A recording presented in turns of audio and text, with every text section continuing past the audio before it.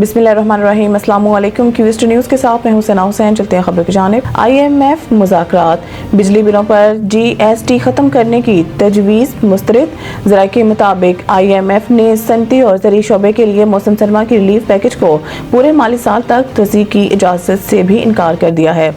IMF के साथ तवानाई शोबे में गर्दिशी कर्ज में कमी के लिए भी मुज़ाकरात जारी हैं।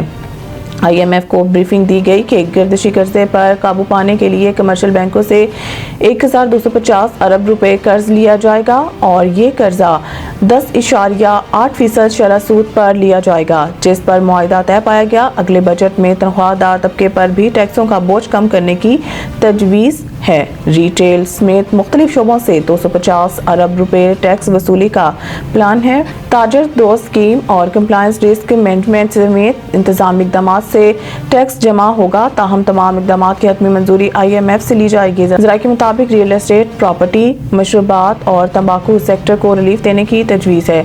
IMF की मंजूरी से इन शोबों में टैक्स बोझ कम किया जाएगा।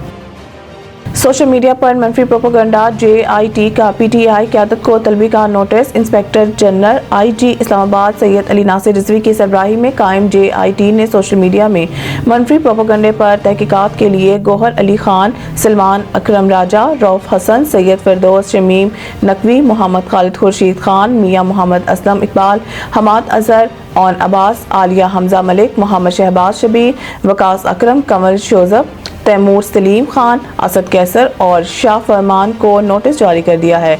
ज़राए ने बताया है कि JIT के पास इन अफराद से पूछताछ के लिए काफ़ी शवाहिद मौजूद हैं और JIT इन अफराद के खिलाफ रियासत मुखालिफ प्रोपेगेंडे की तहकीकात करेगी और इन तमाम अफराद को बजरिया नोटिस 7 मार्च 2025 दोपहर 12 बजे JIT के सामने तलब किया गया है। ज़राए का कहना है था कि JIT का मकसद कानून के मुताबिक मुलव्वस अफराद के खिलाफ कानूनी कार्रवाई तजवीज़ करना है।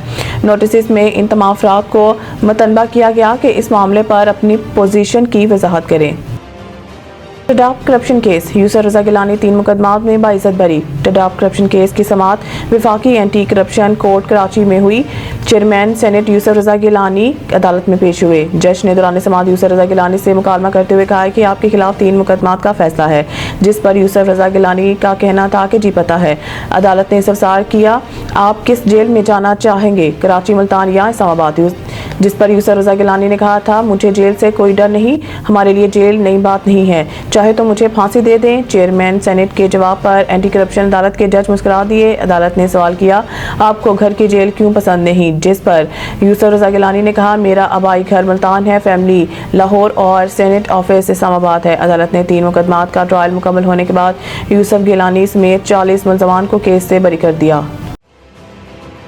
इमरान खान से मुलाकात ना करवाने पर तौहीन अदालत के दरख्वास्त दायर। हाई कोर्ट में दायर दरख्वास्त में सेक्रेटरी दाखिला, होम सेक्रेटरी पंजाब और सुपरिटेंडेंट डयाला जेल को फरीक बनाया गया।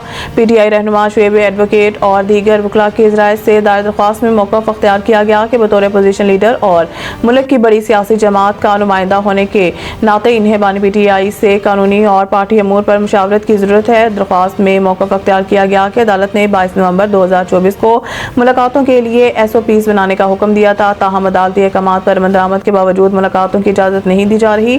दरख्वास्त में मज़ीद कहा गया है कि ये अमल अदालती अहकामात की सरीह खिलाफ वर्जी है और इस पर तौहीन अदालत की कार्रवाई की जाए। मज़ीद न्यूज़ अपडेट के लिए देखते रहिए क्यूस्ट न्यूज़।